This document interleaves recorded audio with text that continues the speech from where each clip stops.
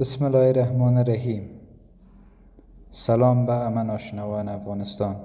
مرکز نشرات ناشنوان افغانستان خبر مهم و غمگین کننده امروز دارد. شاپور زدران.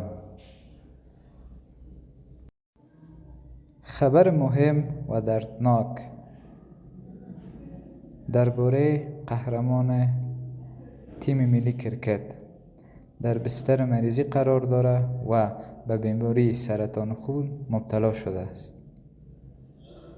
این قهرمان سالهای بسیار زیاد برای افغانستان افتخار آورده و در میدان کرکت تلاش کرده و در بازی‌های جهانی همیشه کامیاب شده و به مردم افغانستان خدمت‌های زیاده کرده و حال در بستر مریضی قرار دارد و به سرطان خون مبتلا شده.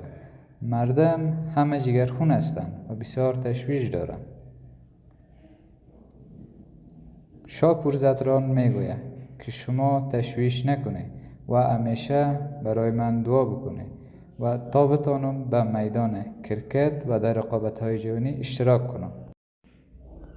ما همه مردم برای شفای عاجل و صحت کامل آرزو داریم و دعا میکنیم خداوند جل جلاله صحت کامل نصیبش بگردانه.